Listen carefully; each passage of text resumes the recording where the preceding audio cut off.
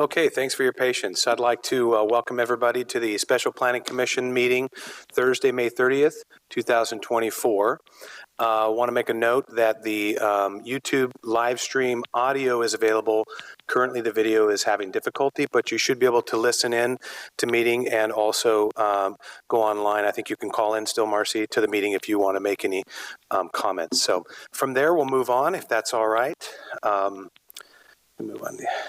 I'd like to call meeting order, and right now I'd like to do the Pledge of Allegiance, please. Would everybody stand? Pledge allegiance to the flag of the United States of America and to the republic for which it stands, one nation, under God, indivisible, with liberty and justice for all. Great, thank you. Let's have roll call, please.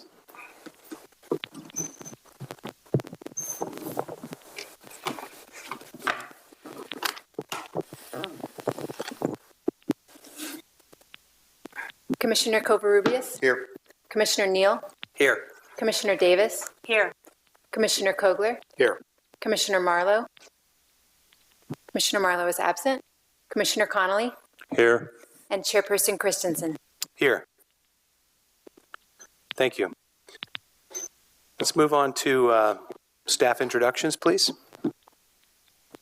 Marcy Reynoso and Ashley Peterson, Administrative Assistants. Katie Bannister, Associate Planner. Darcy Delgado, Associate Planner.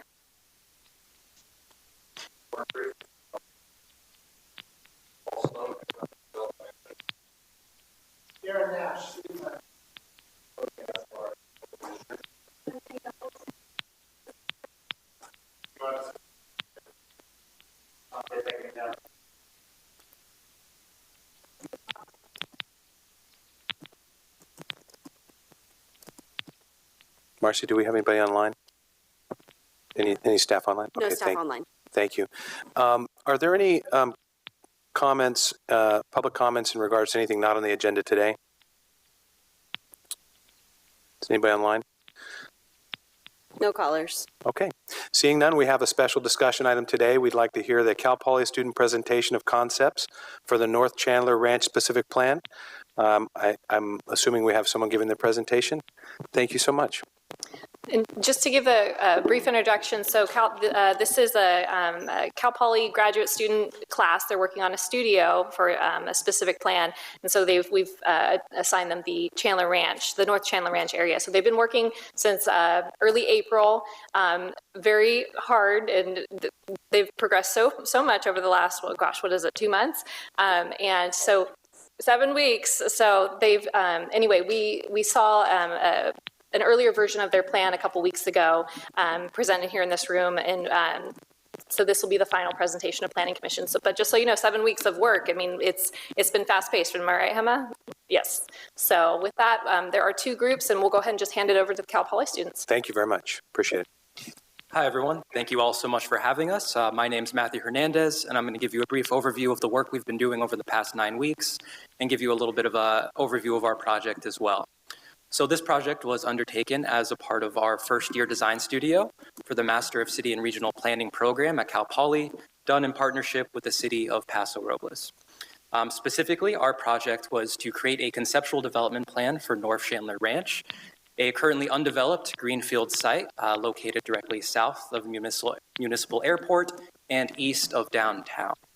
Specifically, our project looks to pitch commercial and residential offerings, as well as implement improved circulation and added green space.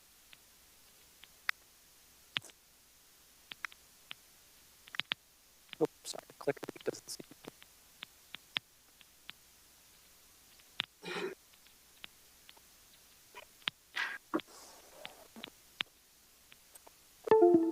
Hold on.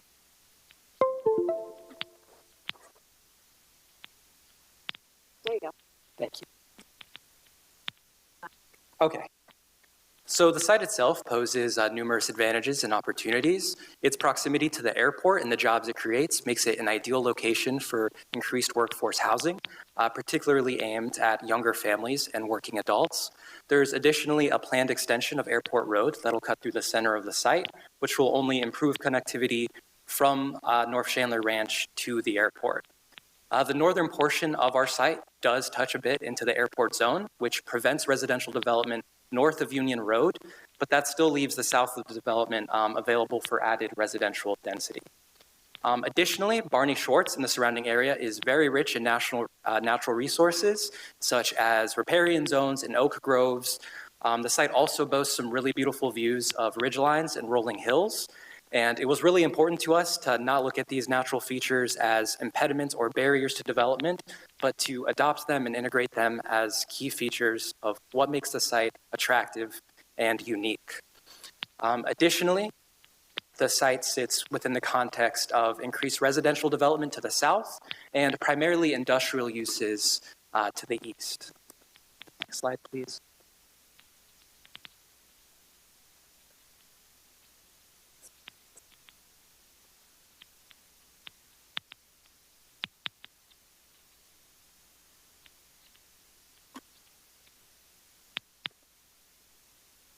So as mentioned, Barney Shores is really at the heart of our site, and as we came to learn, a really beloved aspect of the community. Not only does it provide amenities for families and children to enjoy, but it also provides facilities and larger spaces for more programmed events and sports tournaments. As of now, however, Barney Shores is relatively isolated and really requires a car to access. So we saw this project as a really excellent opportunity to improve accessibility to Barney Shores while expanding its recreational offerings to new families and residents. So very early on into our project, our cohort split into two separate groups based around the location of New Airport Road. Group A would focus on the original concept provided to us and have Airport Road cut directly through the middle of the site, while Group B would explore the alternative of having Airport Road rerouted eastward, wrapping around Barney Shores. And while we're two separate groups pitching two distinct concepts, we're bound together by the same three overarching goals. First, to diversify housing stock to help the city meet its RHNA goals and to ensure affordability. Second, to strengthen the local economy by offering new commercial offerings.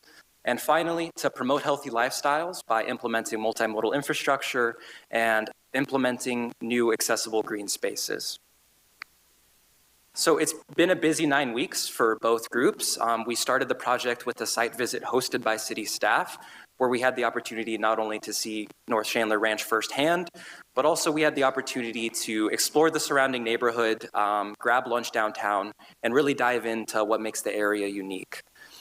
Additionally, since then, we've done a lot to refine our concepts from analyzing key case studies and interviewing with key stakeholders as well. Throughout this process, we've had the opportunity for 2 check-ins with city staff, which have been extremely helpful to us. And we additionally had the opportunity to present our working concepts to interested parties at City Hall. Our final concepts today are really reflections of all of the feedback we've received so far, and we're incredibly grateful for all of the city's assistance every step of the way. With that being said, I will now turn it over to Group A to pitch our very first concept. Thank you.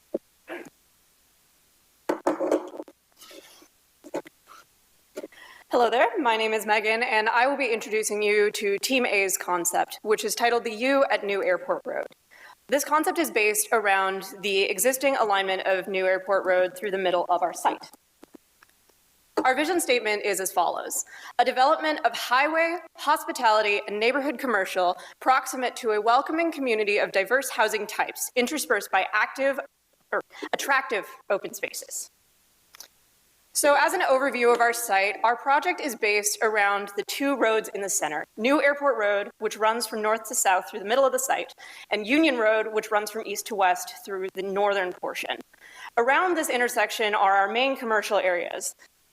Going clockwise from the top left, highway commercial, hospitality commercial, neighborhood commercial, and a live-work area.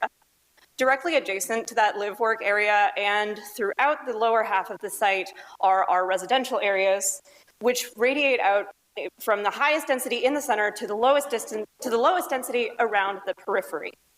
These residential areas are also in close proximity to Barney Shores Park, which we focused on expanding to include the oak woodland to the south, as well as some additional green spaces in the area. And finally, in the center in blue is our pedestrian U, a pedestrian connector that runs throughout the site and connects all of our commercial areas. Before the rest of my team gets into the housing and commercial in the site, I'd like to go over the street hierarchy and the roads that define our site. The roads are split into 3 tiers: main roads, secondary access, and neighborhood streets. We've also provided space for active transportation, including bike routes and pedestrian paths. Tier 1 are our main roads. Airport Road and Union Road are our main focuses, and these are our external connections to the site, bringing people into and out of the U. New Airport Road in particular acts as our community main street, around which most of our commercial infrastructure is centered, and also connects our project to the Olson South Chandler Ranch area in the south. Union Road runs directly through all of our commercial areas and then connects to Barney Schwartz Park, allowing people to travel across the site relatively easily. Tier 2 is our secondary access roads. We wanted to make sure that we kept these a little bit lower in traffic than our main roads because there are some existing residential neighborhoods to the west of the site. We wanted to make sure we weren't overwhelming them with traffic. These provide access to our residential neighborhoods in the west and in the south, and they also serve as collector streets for those big roads, New Airport Road and Union Road. Tier 3 is our neighborhood streets, and these are our smallest streets. They are meant to be slow and peaceful and provide a sort of residential character, as well as a sense of safety and tranquility for people living there. They join to the collectors, but they also act as a space where people can meet and connect with their neighbors on the sidewalk. Finally, we have our active transportation for those who don't wish to drive or can't. The main thing we wanted to prioritize here was connections to the Paso Robles bike loop, which we did by providing a bike track through Barney Schwartz Park and connecting that to existing cycling infrastructure. In addition, on our higher tier streets, we tried to include Class 4 cycle tracks wherever we could to protect cyclists from vehicular traffic. And on lower tier streets, we've included Class 2 bike lanes so cyclists still feel somewhat protected. Finally, we have our green loop, the Oakwood Loop, which my colleagues will explain further, that connect all of our green spaces together. That way, people can travel from Barney Schwartz Park to a hilltop park in the middle of the site or any other green space they would like relatively easily without having to interact with traffic too much. And of course, our main piece of pedestrian infrastructure is the U, shown in blue here. It is our central pedestrian pathway, and it connects all of our commercial zones, our highway commercial, hospitality commercial, neighborhood commercial, as well as our live-work zone and our high-density residential. It allows access to multiple points of interest without a car, as well as connecting Barney Schwartz to residential areas. This U brings together residents and commercial spaces, so residents can access the things they need in the neighborhood commercial zone, and so that businesses have a steady stream of people, and it forms sort of a symbiotic relationship. Now, without further ado, I'm going to hand this off to my colleague Jason, who will tell you a little bit more about housing.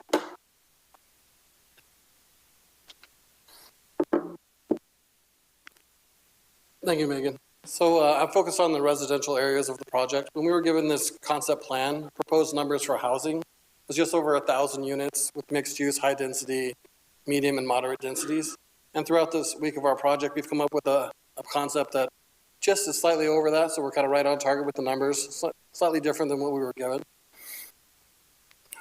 So the 4 zones we have here, we have high density housing, which is zone 1, which is concentrated right next to the commercial area for highway and residential. We've got a mixed use zone and a lived work zone, which is the purple and orange 3s there. Medium density housing, just below the high density in number 2 on the map. Numbers got mixed up there. And then a moderate density kind of fanning out in a gradient pattern from the high density surrounding the site on the bottom. So for our high density residential or zone 1, this is going to be concentrated near the U. This is a great place for people moving to the areas, families moving to the areas. A good spot, really close to the airport development that's happening right now. So people coming for those kind of jobs as well. And this is also close to the live work area and mixed use. So people moving to the area have opportunities for starting small businesses there as well, close by, walkability with our U project. And then here on these slides are some models and like a plan view of what we kind of see for the area to get the housing number in there, kind of what it looks like if you're in the area walking through. Just gonna have an idea. Moving on from the high density, we'll move to mixed use and live work. So the mixed use is in the orange and the live work is in the purple. So kind of like just talk about having, kind of giving us a main street ambience there with the live work area real close to the residential. And then having some mixed use in the other area zone gives us opportunity to have smaller shops close to residential areas, creating a more community vibe there as well. Also at the bottom of the live work, we are envisioning a community center there, which is kind of right in the middle of the heart of everything. So it's a place where everyone can come together, rent rooms, gather, someplace for the youth to go as well. So they have some activities. And then we have some models, plan view of kind of those two areas right there. This is more the medium mixed use area than the live work. And then for our medium density residential, we have down here in the orange, townhouse units, about 75 units, duplexes there as well. It's adjacent to the Hilltop Park, which is kind of central for all the residences there as well. So each zone can have access to that Hilltop Park. And then some models and plan view of that as well. And then our last housing zone is the moderate density, which kind of fans out at the bottom of this planned area. Single family detached, right around 150 units. And our Oakwood Trail, our green loop, actually runs through 3 of the 4, but the 4th one on the left actually has an access to a green space right above it, so it does have green space as well, even though it's not connected to the trail. And we have some models and a plan view of that one on the left, right there as well. And then these are the ones on the right. Moving into our green space parks and our Oakwood Trail. So the green spaces are a real focus for us for the housing, to make sure everyone has access to green open space, which is something, when we talked to the community members through our interviews, everyone was mentioning green space and Barney Schwartz Park, how much they loved it. Wish they had more green space. They wanted to make sure we weren't taking anything away from the park as well, so we want to make sure we do that. And with the green space areas, there's opportunity for community gardens there. And then this is Hilltop Park, which is in the middle. We wanted to keep the Hilltop Park the way it was, to give people access to an elevated spot to get up above being on the street and have views of the development, but also views of the airport at night. If they wanted to watch airplanes, if they wanted to watch fireworks, to do fireworks displays in July here. Just a place to be elevated that's not on the city street, and have views of the surrounding area as well. And then the Oakwood Trail, our green loop, is something we wanted to have as a walkable and bikeable place that was off the streets. And so this connects the Hilltop Park, the Barney Schwartz Park, our soccer development, which we'll talk to next. And then we also have a linear path along one of our moderate density zones, a place just to like relax and give everyone that access to those green areas. And then the last part for me is the Barney Schwartz Park. So we looked at doing an expansion of Barney Schwartz Park. This is one of the things that was also brought up in our interviews. People wanted more soccer fields. I know that one of the issues right now is like lighted soccer fields, what we understand and what we heard. So we looked at the area of kind of the spacing and how we could get fields in that area. And we came up with this design right here, which gives us 3 fields in the white, which is under 13s and up. And then in the blue is under 14s. There's 4 fields of those, 5 for under 9s and 10s, and 3 for under 6s and 7s. If you're not familiar with, each field can be used in different configurations, similar to what they use right now at Barney Schwartz Park for the AYSO division. Sometimes they use the softball fields there as well for the smaller age groups. In my discussions, I actually talked with the regional commissioner for AYSO as well, and he talked about like this would be great having more fields, more lighted fields, obviously. But also like lighted fields would expand the times that teams could practice. And he also talked about it being a revenue generator for the city, because they used to have really big tournaments pre-COVID, and they haven't been able to do it. And some of the issues was when they did do it, they had to stay at multiple satellite locations. So having everyone kind of at a regional place would be better for them. Regional generator as well for the city, being able to rent those fields. And the other opportunities here would be LED. Oh, stop me.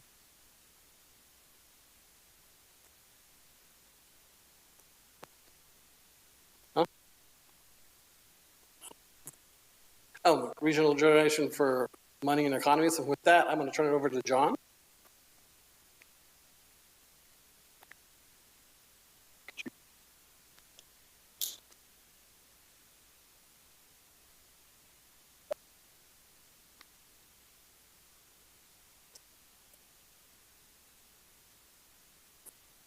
Yeah.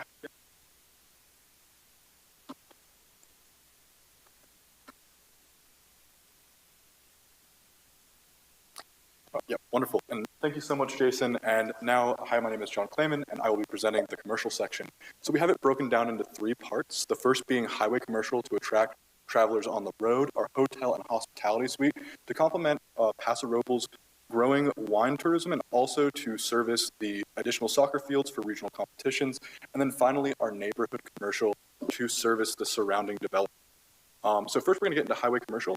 So first and foremost, right here, what we have is a gas station and a Dutch Bros at number 1. Obviously, gas station to help all of the travelers coming on the highway, and then the Dutch Bros, because in early talks with Warren, we were hearing that Dutch Bros was looking for a site in Paso Robles, and so as you can see at number 1 right there, that is actually a modeled out Dutch Bros that exits the highway commercial node. Now, the second thing we have here is the termination of the U, and that leads into outlet stores, again, matching with major typologies for highway commercial, where people can go and shop. Number 3, we have an anchor store, which we have here modeled as a Trader Joe's with satellite shops. Anchor store to draw traffic, and the satellite shops to piggyback off of its success. We also dedicated at least 10% of our parking here, you can see in point 4, to our main EV charging area at the site. Because, you know, when you're on the road, you need to rest, get gas. This is also offers that same advantage to EVs. At 5, we have our auto care facilities. So we have a Jiffy Lube modeled there and an auto shop. In our economic analysis, we discovered that a similar highway commercial area named Sunset Plaza, just a little ways down the road, had a GMC dealer, a Ford dealer, and a tire place. And so these 2 shops help complement that and make it a close-by area if you need to service your vehicle. And lastly, in this section, we have a pharmacy at the edge of neighborhood commercial and bordering high density for the residents who, if they might need to stop on the road to get some, you know, as we all know now, allergy medication, or, you know, just the regular pharmacy prescriptions. So going on to the next part of this is one thing that was really important is I'm sure we've all driven through parking lots that had terrible circulation, were a nightmare to drive through. So we made sure to have loop circulation and gave plenty of clearance on all sides, with an entrance and an exit, and they can both be used to enter and exit the site for easy circulation in and out of the parking lot. The second thing that we had is an effective use of space.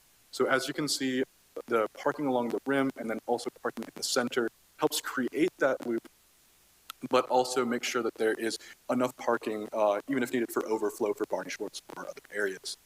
So moving into our next section, you'll see that design challenges for us are more of features and not bugs. So what I mean by that is we have an oak preserve you can see up in the top right-hand corner of our site, and we have this old brick building that is historically significant to Paso Robles, but not on the prospective historical list. And so what we did here is actually embrace that in our design. So you can see a top-down view of how those 2 things were preserved, and in 3D, you can see it at number 1 and number 2. So number 1 is the hotel and private grove recreation area.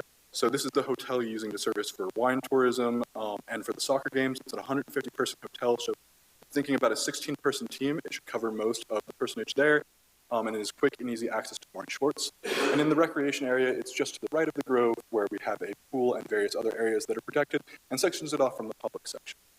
Now for the second part, we have the brick house and programmable space. In talks with staff and people in the community, programmable space is something that they really wanted to see. So converting that brick building into a place where people can enjoy various events like galleries or wine tastings would be great. And then there's some bungalows outside for additional spacing if needed. The third thing that's important to note here is the connection with the U.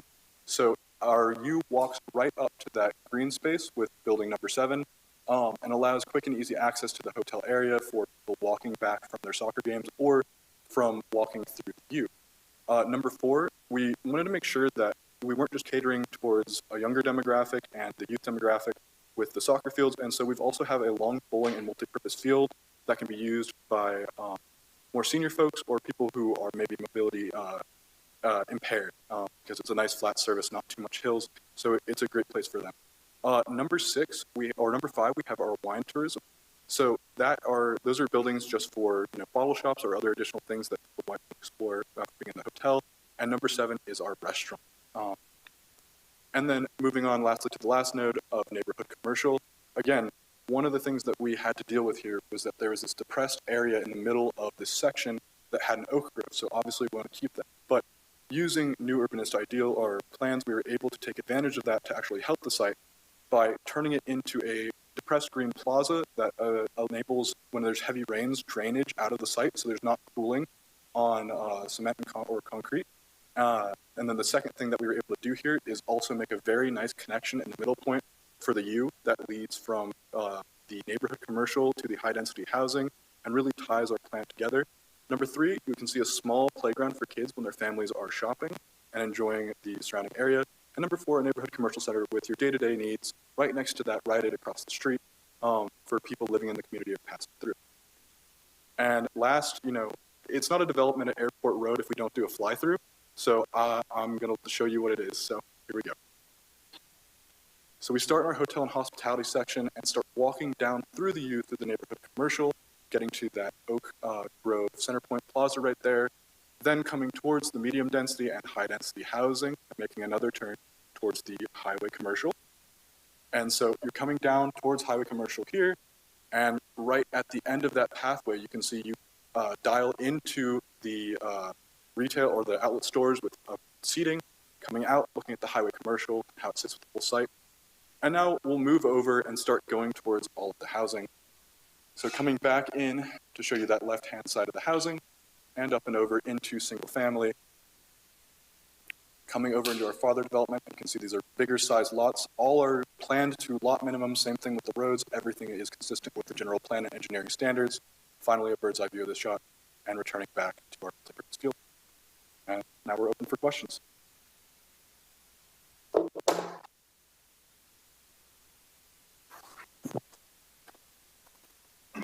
Thank you very much. Commissioners have any questions on this or comments on concept A at this time? Or do we want to move on? Go ahead. I'll start with a question. Thank you. It can go to anybody, I guess, Matthew, Megan, Jason, John. So expand a little bit on this U concept, because I'm just curious. I get what you're trying to accomplish there. I like it. But why isn't the U bigger?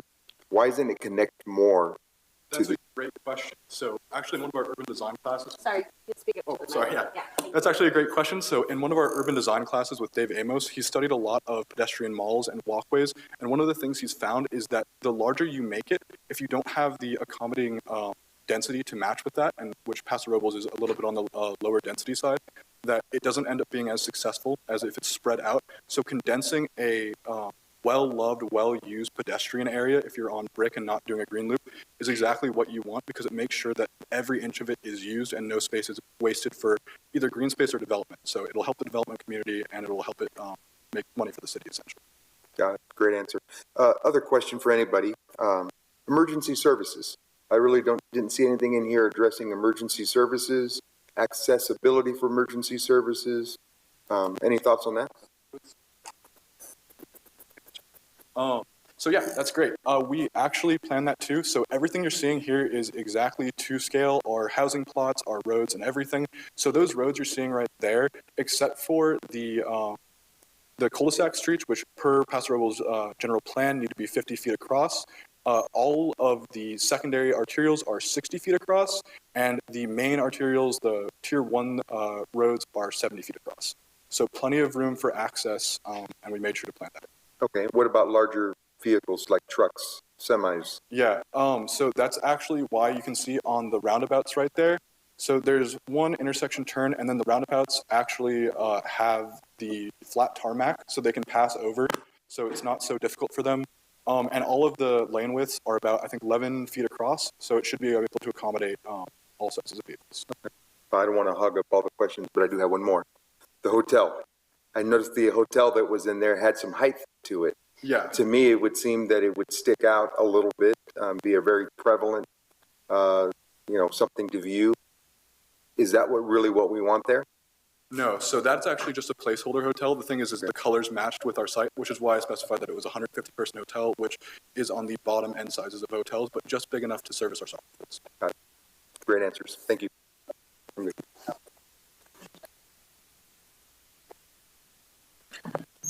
Yeah, and I think it's a great plan, and I see the circulation portion of this, the roads.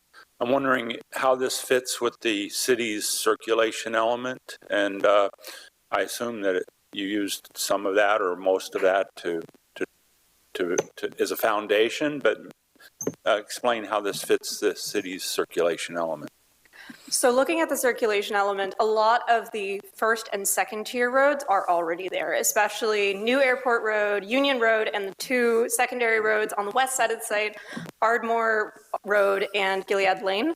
Kind of expanding out from that, the circulation element left a lot of room to kind of add on within that, within the space. So we tried to consider using the roads that were already there as kind of a skeleton and then work within the site's constraints to fill in the gaps, basically.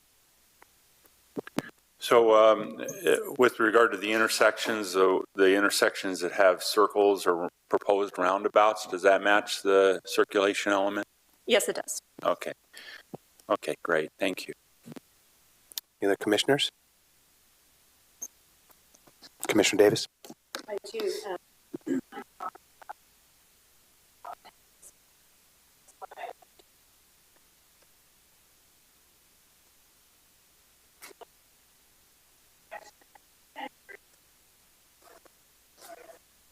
Sherry, your microphone. Sorry about that. I think I heard about some commercial services that would be compatible to the auto park area in another part of town. Oh, Could you explain what you meant by that? Because that's a pretty determined auto park area. What were you talking about in terms of commercial? Absolutely. So in looking in the economic analysis, we obviously don't want to be stepping on anyone's toes, and that's a very important section, Sunset Plaza. So there's a GMC dealer, a Ford dealer, and a tire shop there. But we essentially provided auto services that aren't located there, but are still within close proximity. So that way, if someone is getting service somewhere, they can get service, they can get the other services done really close by. So would it be a tire shop kind of thing, or? No, the tire shop is in Sunset Plaza. We have a oil change place, like Jiffy Lube, and then the other one is just a repair shop. Okay. Yeah. I was trying to understand that compatibility with the residential component, and then we have a big auto park somewhere else. It's the compatibility, it's the complementary nature, but not competing. So we're helping both businesses. Essentially, is what we're trying to do. And grocery stores. Yes. Okay, let's. I heard Trader Joe's. Yes. Okay, that's a real selling point. If we could get our economic development manager to guarantee that. Okay. Any other grocery component There in this plan? In the mixed use area, there could be some corner store style things, but nothing where you would get like a mainline grocery store right there. But we know, especially based on how well the one does in Slow, how well that would match with Paso's idea or Paso's, community. And then also, bringing in those satellite shops. So that way, if you're getting some shopping done in Trader Joe's, you can also pick up some few things. Okay. Thank you so much. Of course. Any other commissioners? Commissioner Neal? Just a thought. When we're looking at this plan, we see some pretty specific densities, and they're contained within a low density area and a medium moderate density area. Did you investigate the potential of using mixed densities in some of these neighborhoods to maybe spread or change the dynamic of a neighborhood as opposed to just all single family? Or So in the, closer here. In the zone that's yellow and hashed, that's medium density, also mixed use. As far as moving high density or medium density farther out, we're trying to concentrate it more towards the commercial area, lowering commute times on foot, and then having the lower moderate residential on the outside. We didn't really explore the idea of putting medium and like single family next to each other inside the same zone. Something we could definitely look at in the future, though. Great, thank you. Commissioner Kogler. Just one quick question. You're very specific in your menu of commercial uses, and I'm just curious, had you considered just maybe an alternative menu of these are the options that you might think about that have the same kind of traffic generation characteristics, same neighborhood service abilities, whatever it might be, rather than a specific tire shop, for example?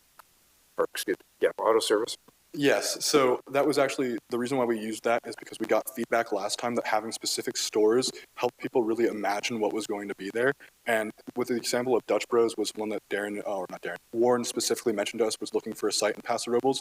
So that's what that was inspired on. Of course, other stores could fit in there that match that same typology of the service it's providing. But the specific models were just to help give a clear picture and imagine in people's minds.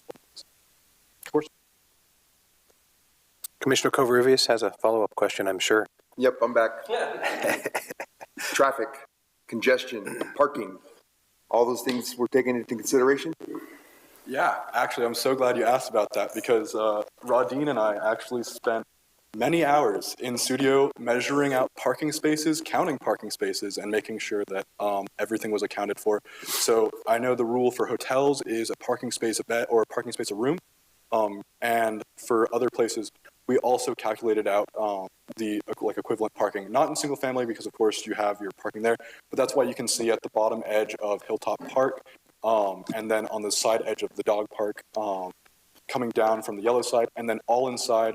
I know it's kind of hard to see because of that. You can see it better on the map. There's little darker squares right inside of all of the high density and then some of the models are under parks. So it services everything and we were very meticulous about planning and making sure we had all the parking we needed. Okay, great answer. So what a couple of the public comments that we received in writing were about trails. Yeah. Paso's a big trail, bike path. I saw that you mentioned it a little bit, but why not add more? Why aren't there more trails? Is it possible to do that? It is possible, but get the housing numbers, we kind of had to work with what we had there. If we had moved the loop farther out to the moderate density on the left, I think it would have lost its shape a little bit for our Oakwood Trail. So we tried to keep it where it was at. Also, it can connect to the future Paso bike loop there as well, which is the red dotted line that's not there right now. So that can connect to it, and as you're taking the bike loop, you can get off that, go on the free loop if you want, and reconnect to it. That also comes by the hotel area at the top as well, the Paso bike loop. Other trails in the area, we do have in the bottom zone, there is a road along the outside for fire break, and fire access as well. You can take that road as well and walk into the hills right there. It's very, I guess, a gentle hill on the backside of this development. You could walk around it. We just try to keep the oak trees as central to that loop. So as you're walking through it, you get to enjoy the oaks that are there that Paso Robles is known for. I also have something to add on to that. One thing I did want to add on to that, and this is where Dan, Lloyd, Darren, and Warren's comments really helped last time we met, is riparian zones. I mean, you have the riparian zone up in the right-hand corner, which is why, and earlier in our presentation, you could see that blue edge in the hotel recreation area was pulled back to account for creek space. And the same thing with why we have that light green area. That's an oak preserve right next to the creek that runs right down from the creek. And so we wanted to make sure we weren't really like touching that. And so that's one of the issues with putting in bike trails and stuff is messing with the ecosystem there. Yeah. And it should be noted that all of the main roads, everything except for the internal residential roads does have bike lanes. And so for bike travel, I mean, you're covered all throughout the site. Okay. I was going to save this question, but I guess I'll ask you because I'll ask the other group the same question out of respect to Tony, who's sitting in the office or in the building. Lighting. What kind of impact does this have on our night sky? A big, large development like this with all of its paths and roadways and all the development, was that taken into consideration? Yeah. So while not taken directly into consideration and all that sort, and not taken directly into consideration, you can see that's kind of why we fan out. So as we get closer to the underdeveloped areas where we have the single-family homes radiating out from the areas of intensity, the most lighting disturbances would be close to the highway, which is less of a problem for like housing. So that's why, as you can see in our current things like on Ardmore and Gilead, you can see that's a lower housing development, and then that gray box is the current scrapyard that's there, so no lighting being produced. So in terms of the lighting, and also notice to mention is that the soccer fields are on the far right, which is right next to a winery, but no current housing developments, and is kind of blocked even on the left-hand side by that oak preserve. So while not specific attention was given to that, it likely would not be a problem, especially because that hotel is not actually as big as it seems. Yeah. Thank you. Of course. Any other commissioners have follow-up questions? Commissioner Kobler. Thank you, Mr. Chair.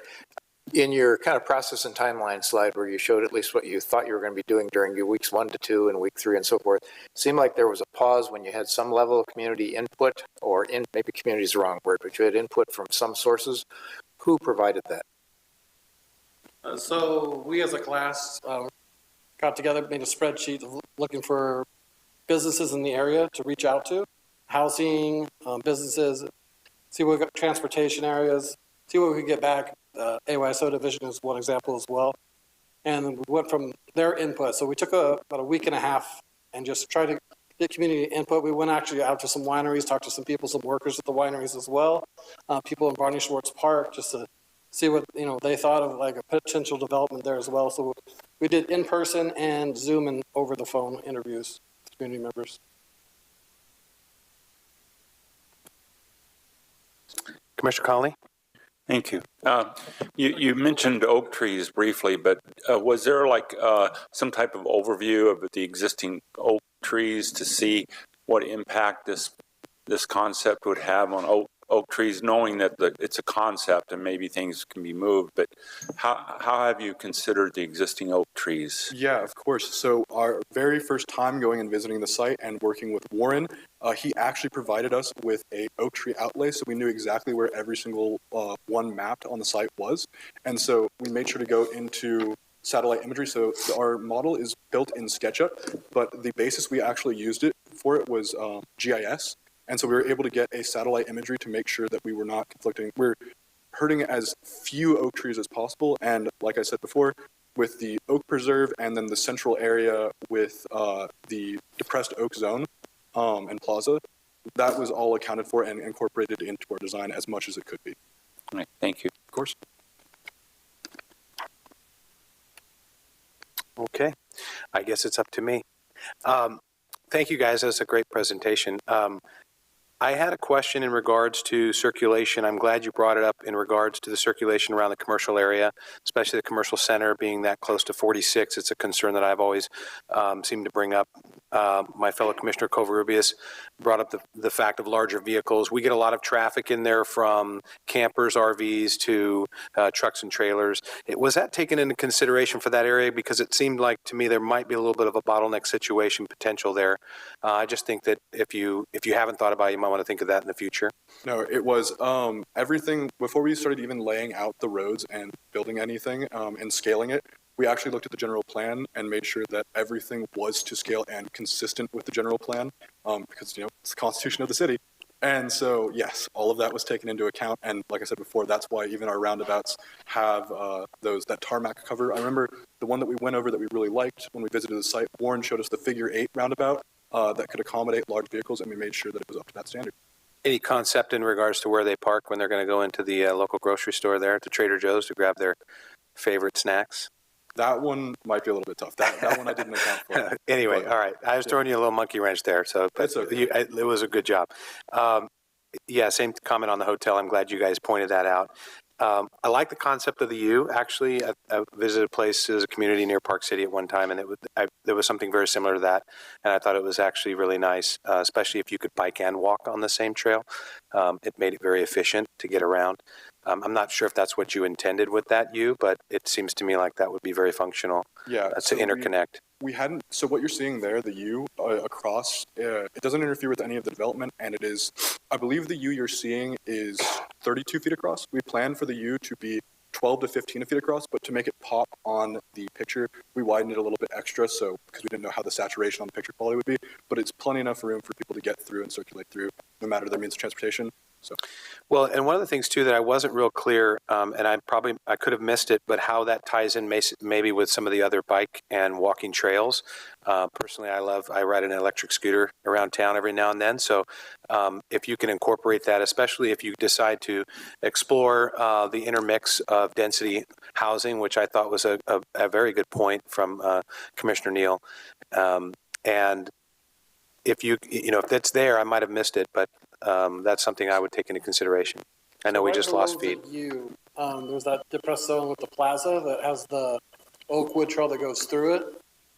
Back up? Yeah, the green one there, the light green. Yeah, let me get back to it. Go ahead. Go back one. Right there, yeah. So just below the U, that dark green section right there, this is a walkway. Originally, that was designed to be a plaza, paved plaza, and we kind of opened it up to not be so permeable. A lot more water through right there as well, but also keep it open, more green. So access from there, it doesn't show it on here, but that trail could easily lead right into the U. It's not, there doesn't need to be a separation of vegetation or anything. Great, thank you. I think that's it for me. Do any commissioners have any follow-up comments or questions at this time? We may have for you later on, but thank you guys so much. I think we'll hear from, public. Sure, yeah. I was going to do that after both, but maybe we do it just for this one too. It's a great idea. Keep it shorter. Are there any let's move to public comments on this proposal for Concept A. Are there anybody that have public comments in regards to Concept A? Anybody online, Marcy? Oh, Tony does. All right. Thank you.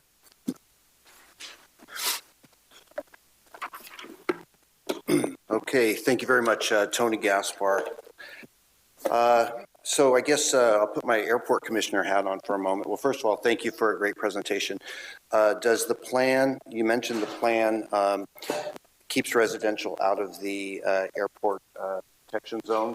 Does the hotel fall in that zone as well? Does it require?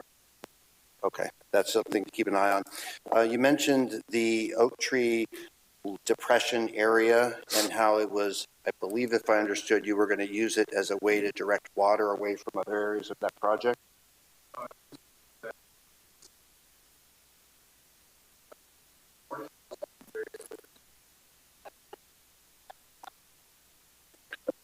Yeah, why don't we? I guess I'll just make the comment and don't worry about the response. But thank you. I apologize. Go ahead. That's okay. The important thing to remember is that redirecting the natural flow of the water to or away from existing oaks will challenge their health and threaten their health. So that's something to remember. Number two, or let's see. I'm wondering what the population and demographic study for this plan will show what the expected, new population will be, families versus empty nesters versus seniors, and how that will impact other local resources, schools, et cetera. And then lastly, I'm wondering, well, not lastly, I'm wondering if this project, the way it is proposed, would take all of the builders or the owners' development potential from the ranch. In other words, I believe they were allocated a certain number of units. I think it was 800 and something units. This is considerably more, which is probably fine. But will this project, if something like this is adopted, will it take up all of the remaining development potential for the ranch? Do you guys, so that's something for us to think about. Lastly, the question is this is very concentrated down by Barney Schwartz.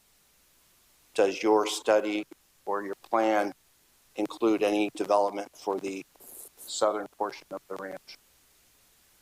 Well, why don't we have him respond after you're done? So there you go. So I will yield the stand. Thank you both or all for listening to me. And I think the biggest question is what's the plan for the rest of the ranch if something like this were to be developed? Thank you. Great, thank you. Are there any other public comments at this time? Angelica Fortin, Community Services. Great job. They did a really great job. I really like how that oak preserve right by Barney Schwartz Park preserves that characteristic that we love in Barney Schwartz. It's really surrounded by open space. I do wonder, though, the soccer fields seem like almost a completely separate facility with its own parking. And was there any consideration of creating maybe some natural walking paths through that oak preserve? Is that actually possible? And maybe some more linkages between Barney Schwartz and the new soccer fields? Thank you. Any other public comments at this time? Do we have anybody online, Marcy? Great. Would the presentation or presenters like to answer any of those questions? I'll answer the previous question. We did look at introducing a pedestrian path from the parking lot at the soccer fields, connecting almost horizontally with the paths at the softball fields to give access for people in the park. One of the things we also looked at there is there's a dirt field just past our site, which a lot of people park at when it's overflown. So having that parking right there is 215 spaces at the soccer field. So having a path to Barney Schwartz Park, so people who are using the park can actually park there for overflow as well when soccer's not going on. That was definitely a consideration to connect that site right there. Great, thank you so much. Okay. Yeah, do we have a response from the presentation for the use on the southern portion of the ranch? So I don't think they do. I'm not sure if you can see it from here, but that was the original development map that Warren gave us, and you can see that our site matches up to that. Some of the angles are, ooh, thank you. Yeah, that's the original the zone map that we were given by Warren, and so this is the site that we developed. So we hadn't given any consideration to the southern portion just because it wasn't in the scope of our project. Great, thank you. Okay, closing public comment and the response. We'll move on to the presentation for concept B, Plan B. Before we do that, can I shout out the rest of the team that helps make this? Please, by all means, Right. absolutely. Everybody on Group A, please stand up. Sorry. What are their names? Yeah. So we have Megan, Jason, Matthew, Aaron, Monse, and Radine. None of this would have been possible without the work of every single person here who contributed immensely to this. Thank you. So yeah, thanks everybody. Thank you, that's wonderful, thank you.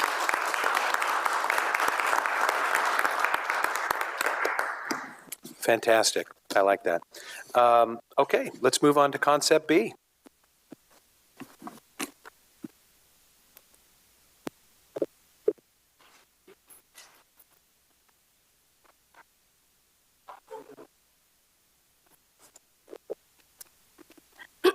Hello, everyone. On behalf of my team and I, we'd like to thank you for your time today. My name is Gabriella, and we are excited to introduce to you the Canopy, our concept plan for North Chandler Ranch. Our presentation, much like our plan, has been broken up into 5 main sections. First, context. Second, circulation. Third, our commercial components. Fourth, open space and recreation, as well as our residential components. Getting into context, the first thing I want to bring to your attention is the existing conditions of the site. You will see here and throughout the maps in our site, this white and gray dashed line. This is our project boundary. And within that area, we see the areas most fit for development within our site. Throughout the course of our development, we paid close attention to what currently exists here on the site, including the oak trees, historic brick house north of Barney Schwartz Park, as well as hydrology and the elevations. However, before we began further development into our site, our team conducted a strengths, weaknesses, opportunities, and threats analysis. A key strength we identified was the proximity of the site to Highway 46, a weakness being challenging topography in areas, an opportunity being the flexibility of such a large greenfield site, and a threat being risk of habitat fragmentation and displacement of native species. As previously mentioned, we conducted a number of interviews with members of the Paso Robles community, including residents, business owners, city staff, and community stakeholders. The takeaways from these interviews confirmed we are on the right track with our concept plans. Key takeaways were the love and appreciation for Barney Schwartz Park, the need for more affordable and workforce housing, the implementation of public transit and active transportation infrastructure, and the creation of more commercial opportunities. Along with the assessment of the existing conditions of our site and these key takeaways, our concept, the Canopy, emerged. In keeping with the importance and celebration of the oak trees present in our site, this branch-like illustration of our concept map represents the multimodal pathway that runs throughout our site and further defines our concept. The vision statement for our concept plan is a complete community offering a range of housing and commercial types, emphasizing accessibility, connectivity, and local character. We had 4 main goals. First being creating commercial opportunities that complement rather than compete with the existing downtown. encouraging active transportation, producing diverse housing, and connecting Barney Shorts Park to community amenities. Listed under each of these goals are the objectives, and we'll be touching on that throughout our presentation. In reaching these goals, we kept in mind two main design principles. The first being walkability in an effort to move away from a car-centric community, as well as community cohesion formed by a new way of thinking about our physical and built environment. You will see how these principles are reflected throughout our concept plan. As for our plan, we have 5 main land uses. Commercial is shown in red, with the 2 most northern parcels being utilized as highway commercial, and the rectangular parcel in the middle acting as an urban village designated for neighborhood commercial uses. The mixed use in pink on either side of that urban village allows for a smoother transition from commercial to residential further to the south of our site, or recreational uses to the east. In our research, we discovered that there was an airport land use plan area in those parcels where no housing could be built, and instead we envision areas with more commercial or office uses. As we travel further south down the site, high-density residential is shown in dark orange, moderate-density residential is shown in light orange, and low-density residential is shown in yellow. You'll also note that in addition to defining the land uses within our project site, we have included areas that will remain as green open space due to its challenging topography, and have even planned for a 7-acre expansion of Barney Shorts Park. A key difference between our concept and our fellow team is that New Airport Road, as proposed by the City of Paso Robles and Caltrans through the Golden Spike project, would no longer continue south and through the middle of our site. Instead, it would be routed to the east of our site, as we saw 3 main benefits. The first being it would allow for greater flexibility in our development concepts, reduces the risk of site fragmentation, and creates a safer environment for more active modes of transportation, such as biking and walking. With that, I will hand it over to Cameron, who will discuss the circulation within our site. Thank you. My name's Cameron, and I'll be introducing you to the circulation plan that our group has made for our site. In this chart, we've broken down the roads into categories based off of their size and intended usage. Highway 46, obviously the largest road in the immediate area, followed by New Airport Road, the proposed north-south thoroughfare, which we have rerouted around the side. We wanted to design a site that isn't bifurcated by a road that would separate the residents from the park, separate them from each other.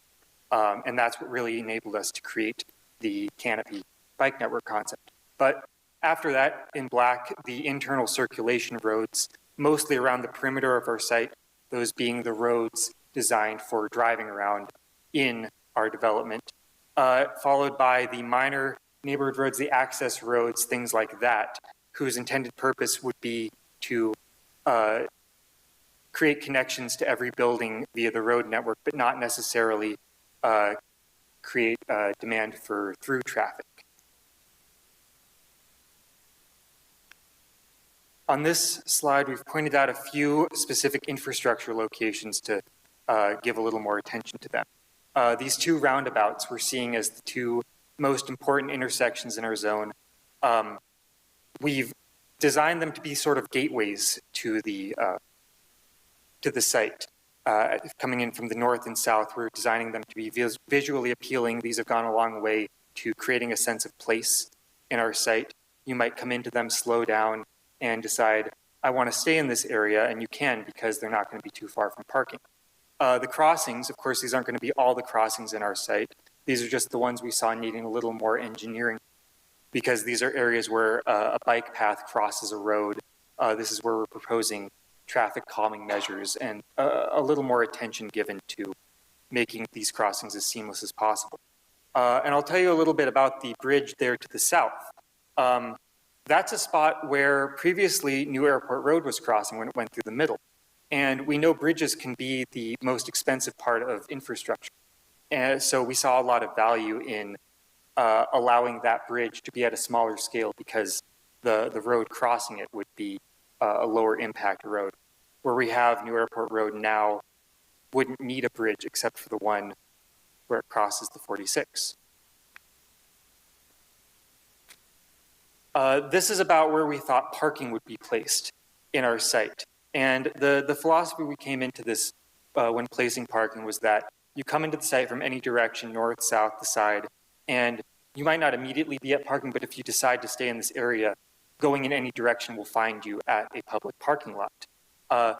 We've expanded some of the parking that already exists along the edge of Barney Schwartz Park for larger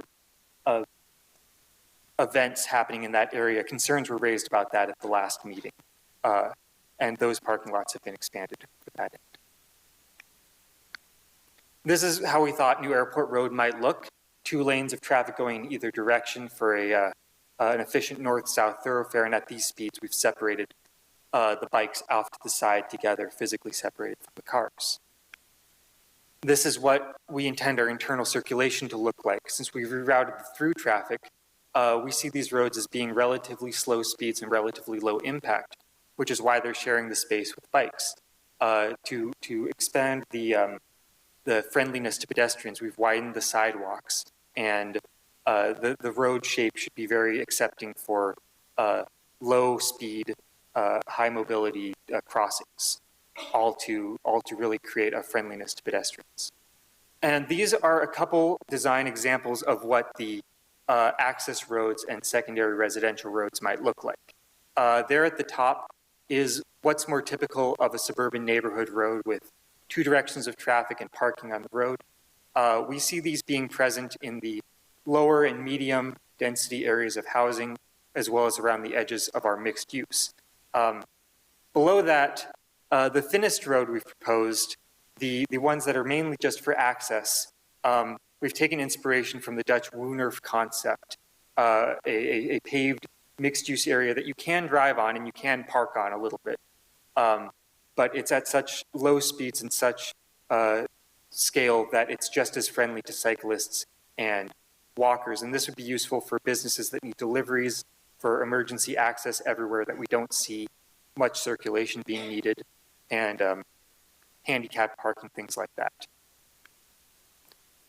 And finally, a highlight on our expansive bike and pedestrian network. This is the canopy itself. This is what we were able to do when we rerouted New Airport Road. And a lot of consideration has been taken into connecting every residence to this, not necessarily like directly connecting it to it, but every resident should feel very able to leave their house on foot or by bike and be able to explore their whole neighborhood.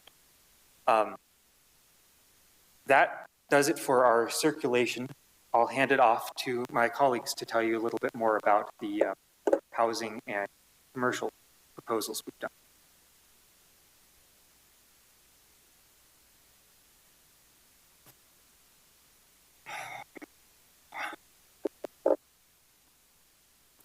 Hello, everyone. So my name is Juan, and I am one of 2 members that are going to be speaking specifically about the commercial aspect of the presentation, about highways, hospitalities, the neighborhood commercial, and the village center, which is what exactly I'm going to be speaking about today. So I will be focusing on the highlighted yellow square that you see here. To the right of it is a scaled representation of what the village center could look like. To the left, you'll see another representation, and even though it's not to scale, it's good to see what someone in a plane can see as they're flying over, seeing that the airport is going to be expanding in the next few years. So it's a great concept as to what the potential expansion can be around the village center. Continuing on, most of our inspiration came from the Santana Row in San Jose, California. Typically, the areas there, which is what we try to emulate here, is developments primarily featuring commercial retail businesses, but can also accommodate a variety of small and other enterprises, such as establishments of restaurants, professional offices, retail shops, and even grocery stores. What this will do for the area is that it'll create a diverse business environment, not just for the local people within the village center, but throughout Paso as well.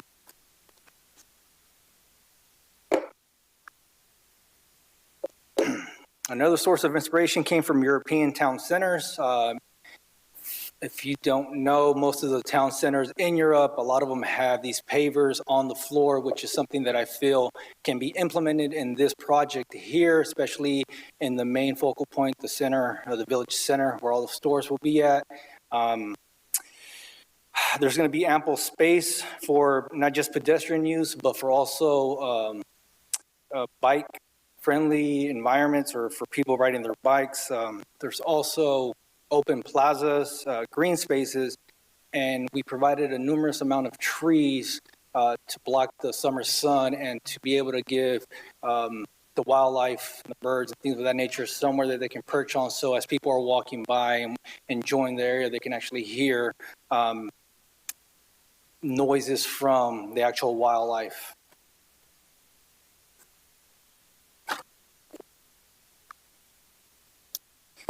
Lastly, we aim to create an opportunity for local artists to showcase their work. This can include wall art, like you can see on the bottom left-hand corner, or artistic installations that provide shade, such as pergolas or canopies, as you can see on the bottom right-hand corner, or sculptures, like you see on the upper left-hand corner with the plane. The sculptures can also be landmarks, which will help people identify where they're at. So in the event that their loved ones spread out, they can easily tell them where they're at and they exactly know which direction to walk to.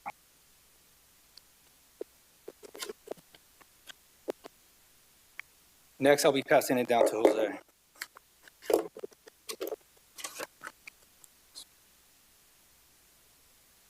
Hello, my name is Jose Mendoza, and today I will be discussing the highway, hospitality, and neighborhood commercial zones within our site. With the future development of the Golden Spike project, it was imperative for us to ensure that our commercial sites reflect the wants and needs of our future residents. Considering their placement being at the northernmost part of our sites, as indicated by here in the yellow, we believe that facilitating these sites with their respective services will help bolster the economy of Paso Robles. Through this interaction of both residents and travelers, our aim is to provide accommodations that will enhance the quality of life whilst promoting our pedestrianized interconnectedness. Our first design and layout is of highway commercial.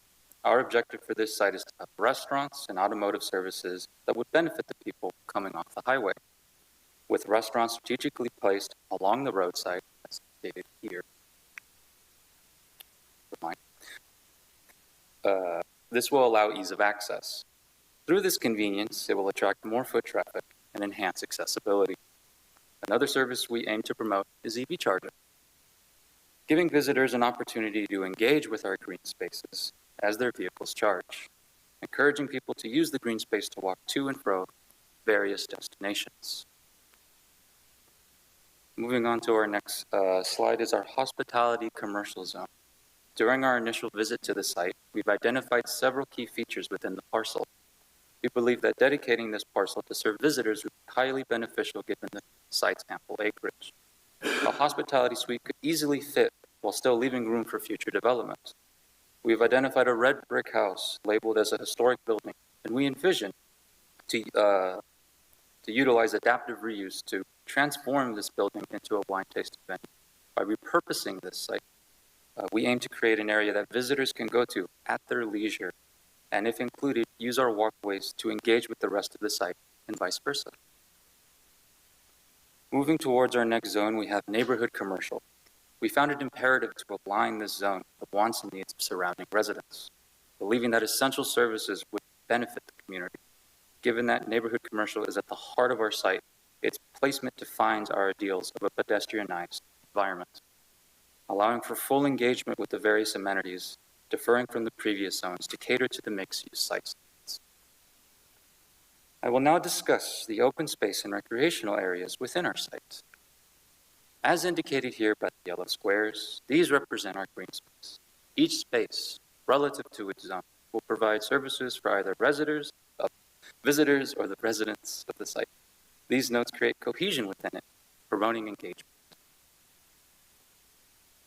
Whether these nodes are open venues, courtyards, or fields, their use will accentuate and enhance Barney Schwartz Park, and given our public interviews highlighting the importance of engaging with the youth in Paso, we believe that incorporating these green spaces with either community centers or gardens can bolster the activities for future youth here.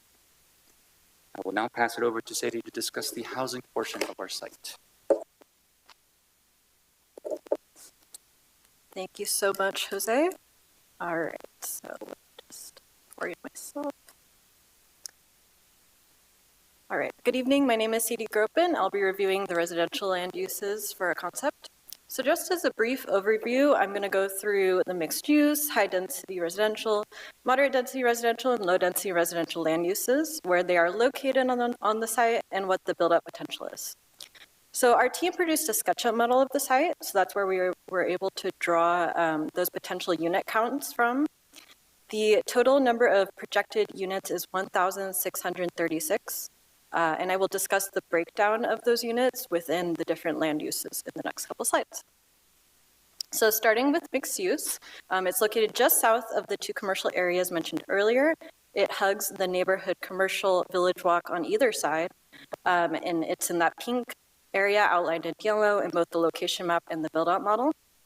A total of 630 units are proposed in this area, and it represents some of the higher densities in our concept. The location is important because it acts as a transition zone between the commercial and residential areas.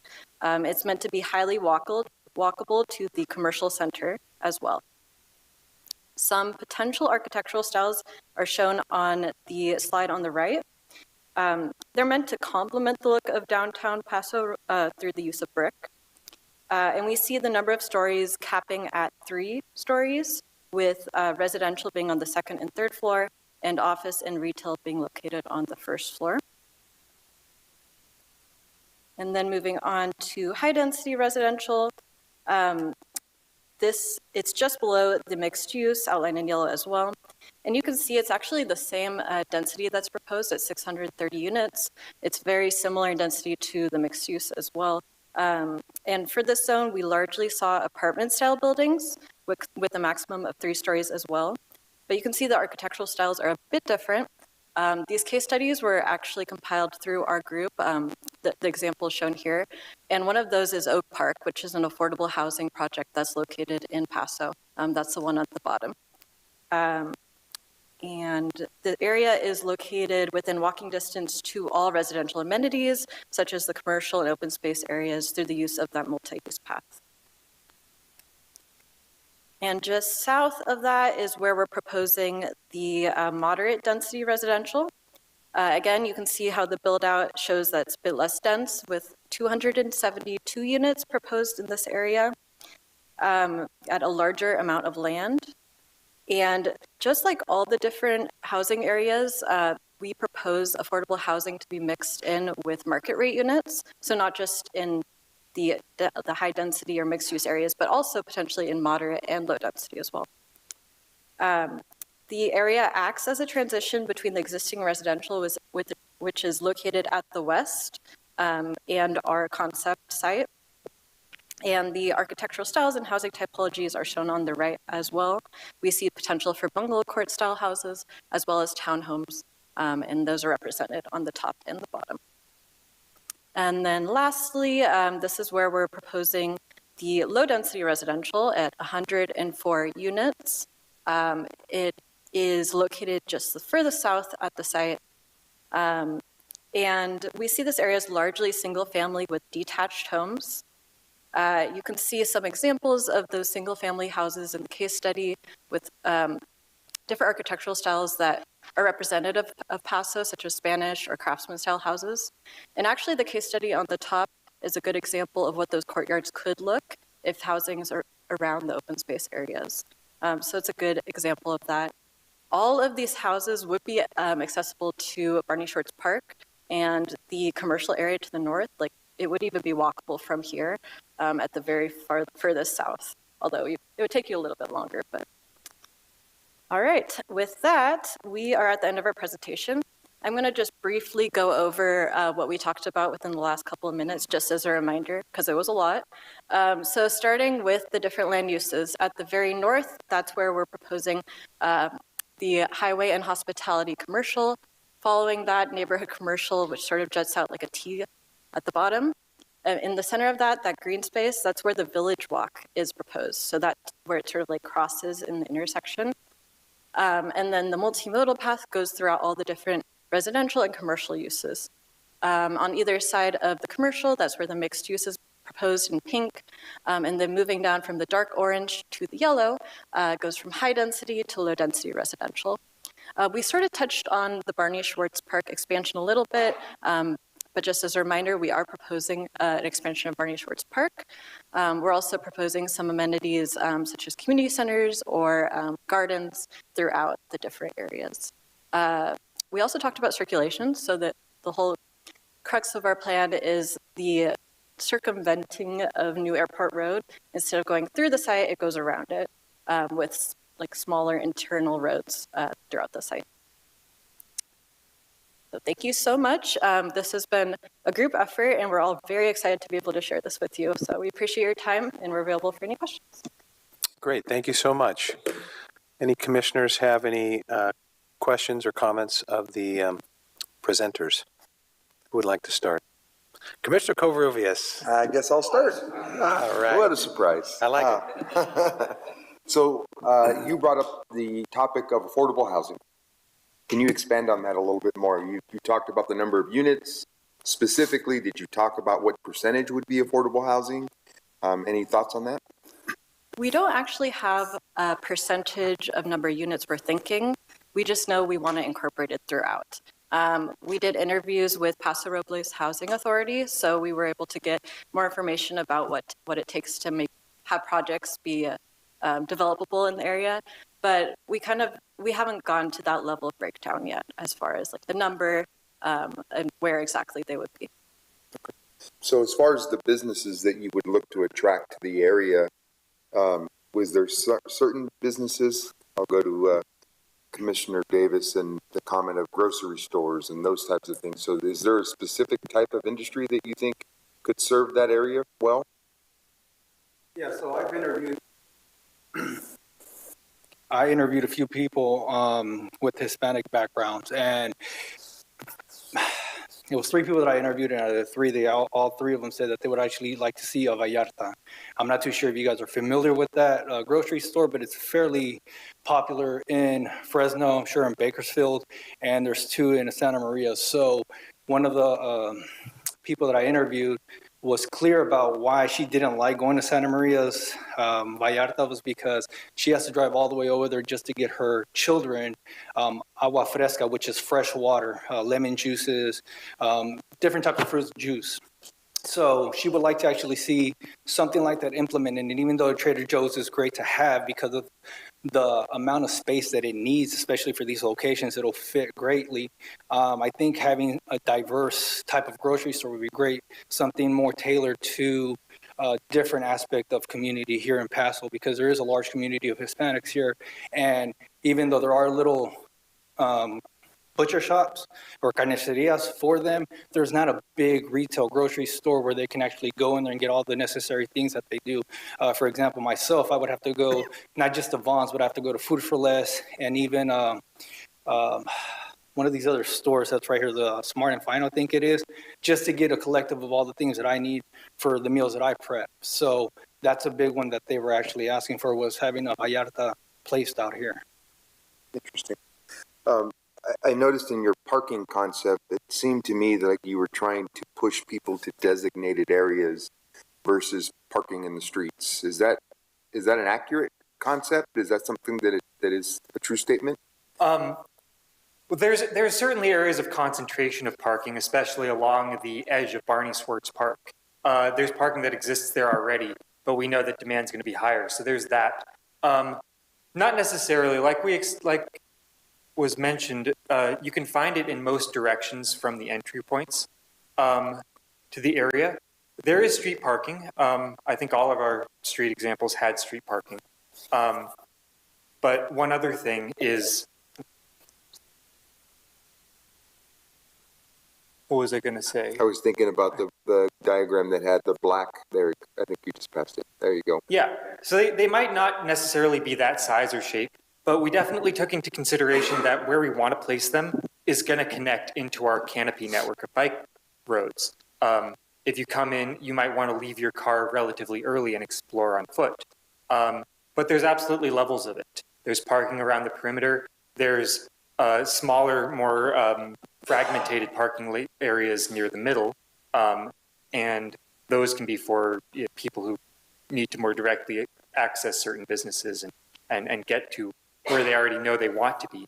And at a level beyond that, we see parking on every street, maybe not to the degree that it is elsewhere, but a high proportion of handicapped parking in those areas is definitely in order, given the need to get directly to these places at a closer level. Does that answer? Yeah. Does that get to? Yeah, good enough. So if I live here in Paso Robles, and if something like this were to come to fruition, and given the walking and the bike paths that you guys are proposing, I love that part of it.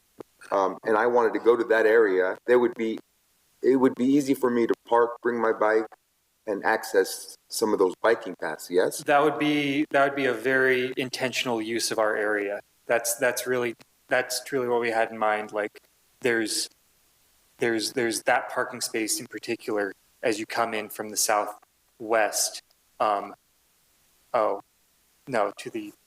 It doesn't matter. If you think about it, you come in, you decide, or you intend to be here, you can absolutely leave your car near the edges and connect to any of our bike networks, because they all connect to the parking lots that we placed. Okay. All right. To add to that, our multimodal pathway shown in the green, just for clarity purposes on our map, we did have the proposed circulation of the bike pathways through the circulation element for Paso, and the existing one in Barney Shorts Park does connect to our multimodal pathway. Okay, thank you for that. I'm good for now. Any other commissioners have any comments right now? Commissioner Kogler, do you have anything you'd like? Mr. Chair, I have a question for staff. We have one hotel that has some long-time approvals, don't we, that's within this geographic area. I don't know if it's in the mixed use or the highway commercial side of this. Is there anything else that's already been approved that might factor into a future decision here? The other project that comes immediately to mind is at the end where Ardmore and Ardmore come together. There's a, and now I'm forgetting the name of it. Is it the Commons? Paso Commons? Covelop, I said it wrong. Yes, so Covelop has a project that's approved there, and I believe it's 4 or 5 different industrial buildings where Ardmore comes over and terminates right by Daniels Woodland. They have a project that's approved there. So there are a couple of givens that would have to be dealt with potentially if they happen. My only thing would be a comment, if I may, just that I really appreciate the work you guys have done, the concepts you brought forward, but I'd also really like to compliment you on your presentation skills. To the individual, you've done a phenomenal job getting your ideas conveyed in a public setting, and I think that's a really valuable skill that you guys have. Commissioner Conley. Thank you. With concept B, I kind of have the same question with regard to the circulation element. You've kept, I guess, the city's circulation element in mind with concept B.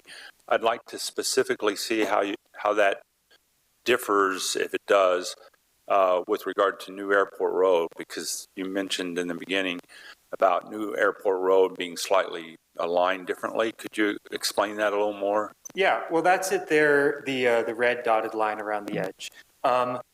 And yeah, it seemed like the impetus behind placing this road here, with expansions being done up in the airport region, was to create this north-south thoroughfare for traffic in that side of town. And I think rerouting it, at least in this area, serves our site in the ways that we said, but I don't think it affects the, I should say it has the same intended effect of having it go through the middle. So by rerouting it, you mean you've moved that slight curve to the south, or moving it off the alignment of Union Road to the south to the roundabout? Is that how you realigned it? Correct. So it doesn't yeah. actually go through the site. So if you look at the original, it's hard to see, but originally it would go through, you sort of see that like green area. Let me see, maybe this. No. Oh. Okay, this I can do. So this green area, right? It would go all the way down. That's the original plan. And it's not in the general plan or anything like that, as far as I'm aware. This is, however, a road that was at least in the original circulation element.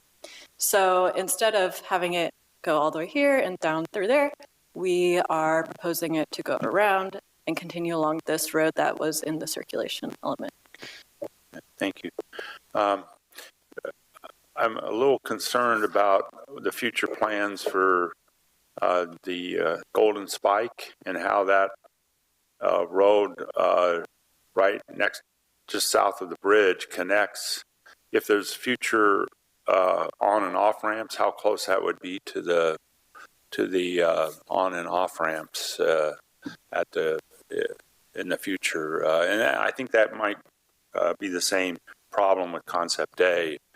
But was there an overlay of the ultimate configuration of the new airport road overcrossing 46, and including the potential for on and off ramps? Yeah, I think I'm understanding your question. Yeah, when we put it into the 3D programs, we cross-referenced with how big of a ramp run-up you'd need. And that's also why you don't turn directly off of that stretch of the road coming off of the overpass until you get to the roundabout. That's more than enough room for the off-ramp. You turn in one of those two directions, and then you can turn north or south off of one of those to enter our site or to go to one of the... Yeah, I know Caltrans has requirements for how close a road can connect to the off and on ramp on the south side of 46. So it looks like it comes in pretty close. That black dashed line, I guess, is a realignment of Union Road. Yeah. Okay, that part of it. As for the details of that, well, to some degree, that'll be up to the highway engineers, but that'd be that would turn into the off ramp for that area. Thank you. Commissioner Neal? Yeah, I dropped this on the last group, so I'll drop it on you. Did you consider maybe the breaking down of the R1 zone and getting rid of R1 completely and doing a mixed sort of density zoning?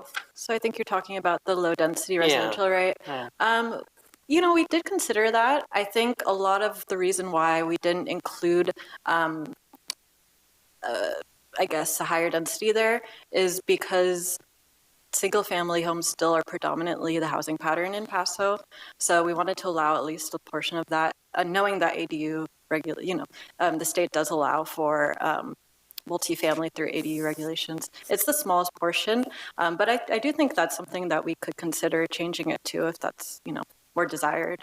Yeah, I think that's sort of the way of planning is to maybe not do that single-family residential zoning as much any longer because it really limits things a lot. I did notice that on your, I think it's your Village Walk and your neighborhood commercial, you used a graphic of Santana Row. And I believe Santana Row, some of the success of Santana Row is the fact that it is a mixed-use development with 3 or 4 stories of residential above some of that commercial. So I think when we're thinking about a Village Walk and kind of activating that space, I think we'd want to see maybe some of that mixed use. I know we have mixed use to the outside, but bringing some of that into that Village Walk just to activate in the evenings and folks that are there, give it some life. As opposed to just a retail sort of strip. But other than that, this is a great presentation. Both were, and I really thank you for your time spent on it. Thank you. I did want to respond to that just briefly. Sure. Is I understand that the commercial area does allow for residential uses as well. So I think and then there is a little bit of flexibility around the mixed use. So that's something that, I think potentially could go in there if there's, desire for residential uses. Yeah, I think we've seen some of the great spaces are mixed use. I think just to add how old I am, the Duani Zeiderbach idea of neo-traditional planning is still something that we probably should do and plan in these new spaces if we can make that work.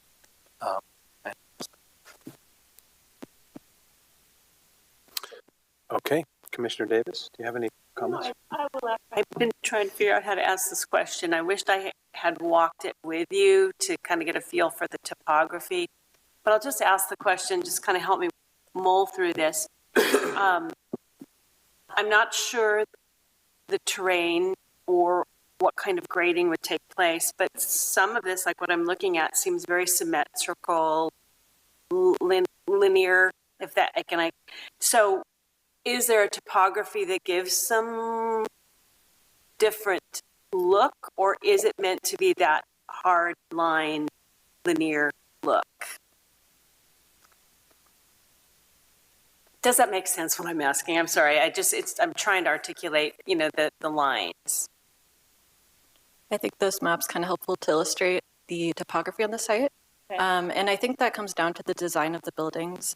The build out that we presented is very, very rudimental. Like it's not meant rudimentary. It's not meant to be, exactly where we're placing the buildings. Just more give us a general idea of how many units and like what the density would be. But it's fully our intention to match the design to not impact the ridgelines and, create a sense of not feel like we're blocking the terrain and causing issues to view sheds and all that. I think that answers your question, yeah, right? Just looking, flow of the development. I was seeing some pretty hard that was intentional for how that would play out. Different grades. Yeah, so that was intentional. That's not really a design choice, just more of a, yeah, of course. And that's actually a reason why we proposed the single family residential at that more hairy area. It's not, I don't know exactly what the slopes are there, but that was some of the reasoning for that that's on the other side of the oak forest, this house. Okay, thank you. Great, thank you. Again, yes, great presentation. A lot of the concepts I like about this proposal. I can truly appreciate the interconnectivity that you guys have tried to achieve here. I think that that's really smart and nice. I like the commercial concept of the potential for the additional mixed use in there, the walkability of those areas. I think that's realistic to what Paso or people in Paso would expect to have. Small business type retail integrated into communities. I think that would be a nice. I think that would be a nice feature. I like actually that the parking is so abundantly available in all these different access points. I think that is a really nice concept because we're always singularly focused on finding that one large parking area and jamming ourselves in, and I can appreciate that it might take some learning on people like me, but I like the concept. Like I said, I love my electric scooter, so any excuse to get on that baby and ride around. So I think that concept is smart. I like it. I think it takes some of the density off of those side roads to other areas where people can learn, hey, I'm going to park over here because I know I'm going to go to this section of the community. I think that helps relieve some of that traffic flow and on-street parking that maybe comes with some of that density. I can appreciate, originally in the first concept, as we talked about, the way that one was structured, there seemed to be so much more denseness to it, and interjecting various densities into those areas did make a lot of sense. I have to admit, I am one that I like some R1 zoning. I think that that's actually a big part of the way Paso Robles still is to this day. And, you know, it is a way that we still live. There is a desirability for that, although I can understand the desirability for other concepts. I work with people that, you know, for example, really like the Traditions or the River Oaks, you know, townhouses. So those concepts are there, and I think integrating them in is a smart way to do that. I do understand market-wise there is that demand for R1. We all like, you know, some of us still like our garages and our yards and things like that. So I understand that there may be some of that butts heads together, and I think trying to make this connectivity, incorporating those helps alleviate that to some extent. I think that, ironically, I didn't, you know, when I first saw the concept, I saw the rerouting of Airport Road. I'm like, gosh, I'm not sure if that really, I don't know, that seems so odd. But two of the reasons that you stated actually made practical sense as a developer and builder. Obviously, the size of the bridge, as he noted, that's a budgetary issue that can really hinder a development, as we all know. And hence the golden spike, right? And then I think my only concern with it was initially coming along Barney Schwartz Park in that busy section.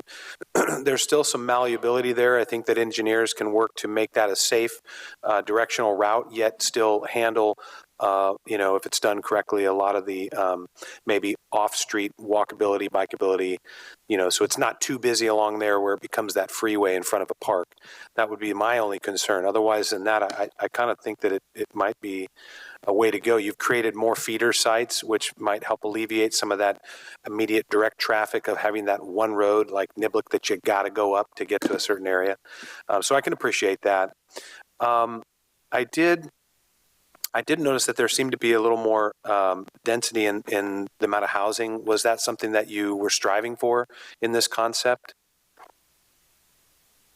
Yes, I think our plan was more based on the residential aspect. So we did want to have more density and go over the RENA, what was requested by the city for RENA.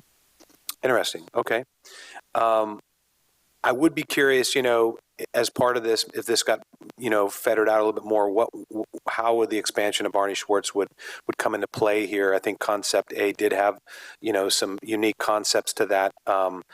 But I could see that being something that could come up for question, and people really wanted to expand on that in some ways. Go ahead, I'm sorry.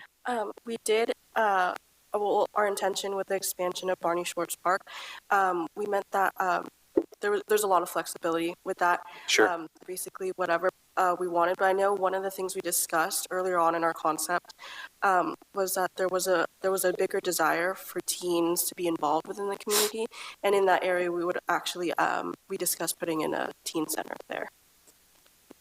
Great. I don't think I've got any other questions at this time. Do any other commissioners have any follow-up comments or questions? If not, I just would say great job, and I appreciate all your hard work, guys. Do you want to do public comment? Yes, I just wanted to finish my comment. But yes, I want to say great job. I think it's hard to come up here and talk, as Commissioner Koger pointed out, so I can appreciate you guys really doing that. So at this time, we're going to move to public comment. So we'll give the public a chance to comment on it, and then we'll have you come back up and maybe answer any of those questions that the public might come up with. Moving to public comment, do we have anybody that would like to speak in regards to public comment? Do we have anybody online, Marcy? No callers. Okay. Do we have any follow-up from the commissioners? No? Okay. Well, let's move on to commissioner comments. And I want to say thank you. We'll close public comment. We'll move on to comments from the commissioners. And why don't we start down here with Commissioner Conley?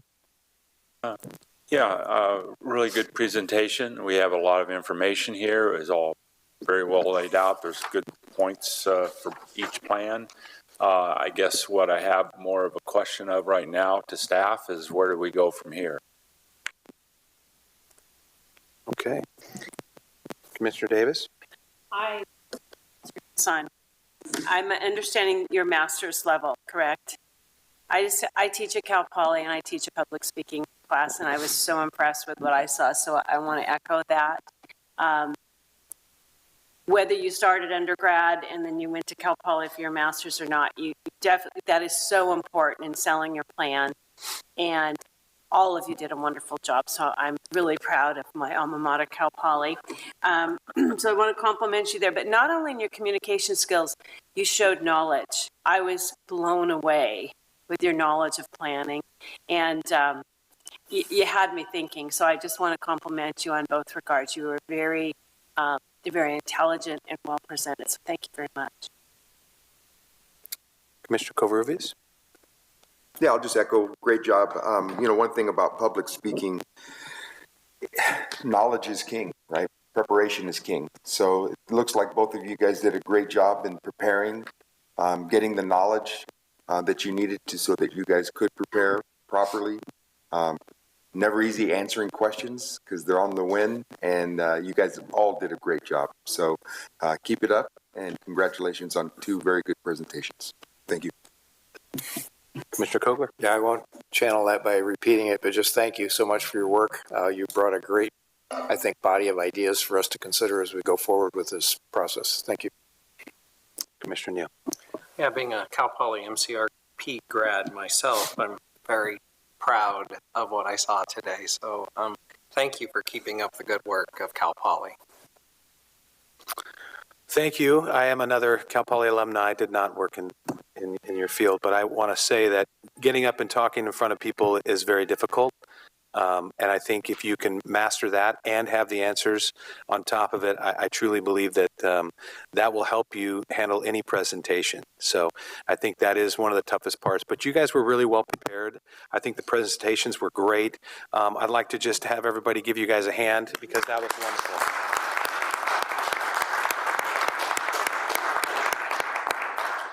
So thank you again very much, and we'll close the Planning Commissioner's comments, and we'll move on to staff comments, please.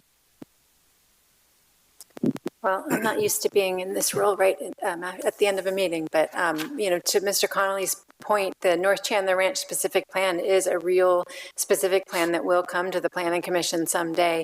The owner and developer for the project does have some interest and is looking, to move that project forward. The project was allocated a number of units back in 2003. So while the projects you saw today, of course, were academic in nature, this is a project that I think we will all likely see come to hearings within our lifetime. So I'm not going to promise on any timelines, but so it's exciting to see some ideas.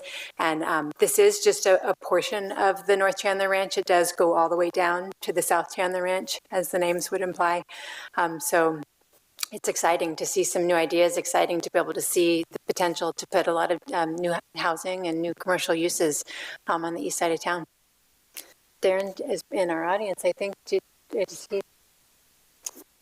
I don't know, Darren, is he over there?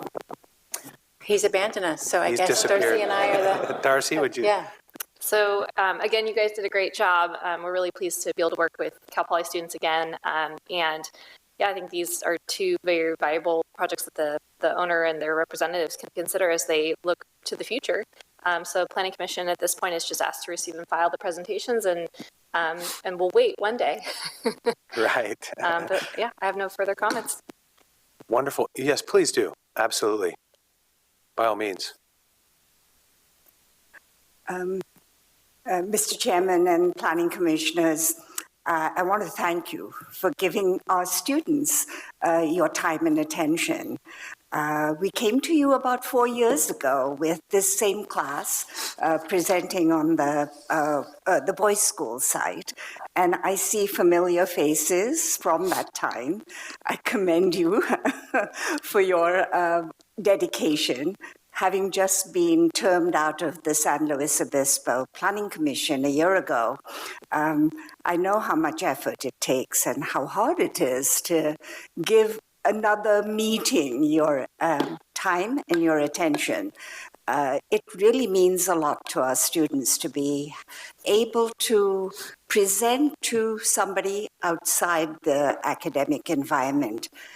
It's a pressure, as they will vouch to, since they've had several sleepless nights. I am going to give them tomorrow off. I'm a very generous teacher. But I think they have more than made up for it by the amount of work they put in. I just wanted to clarify a little bit the 7 weeks versus 9 weeks. I'm really very pleased with the work they've presented because there were two things that I was alarmed about when we started this work. The first thing was that this is a greenfield site, something we've never really tackled. It's what developers do, take a greenfield site. As planners, we try to have more dense environments where the students can take cues from their context. But this was a remarkable site, and when Warren and his staff came to us, I thought, well, why not? I was in India anyway, and so from a distance, it seemed like a good idea. And I was flying back on the first day of class, so they were told to go off and do their own work. So effectively, they lost the first week of classes. So, but the day after I arrived at about 10 o'clock at night, we were on the site, and these students were like gazelles, sort of climbing over these mountains and going through the site, and I was very slowly following them. And I think that site exposure was really important in shaping their designs because they were struck by the beauty of the location and those topographical elements that Chairwoman Cheryl Davis mentioned. So I think even though it may not have been clear, both of these projects were very sensitive to that sort of fabric of the landscape. And I really appreciate the opportunity to deal with that because we hadn't dealt with it before, and it was a challenge. The second thing is that you should know that most of the students who come to the master's program come with very little design in their backgrounds. They're also often not very well trained in planning because we don't just recruit planners, we recruit a general sort of student who's graduated with an affiliated degree in some affiliated discipline. So many of these students have had 2 quarters only of planning. So I'm very pleased with how much they've been able to take away from the various courses and apply to this very first design studio. So many of them hadn't drawn before, many of them hadn't learned computer skills and graphics, so we've really been hammering at that they have to draw rather than talk. But the last few days, I did change my tune because I said you have to talk too, and you have to learn to talk. And I think that I'm very pleased with the fact that they could respond to your questions and be here. I also want to thank the staff.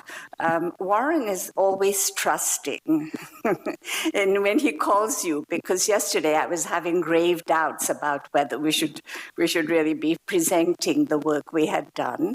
But I think the students have more than met my expectations. They usually do. And so we just want to thank you very much for your time, for the opportunities, staff.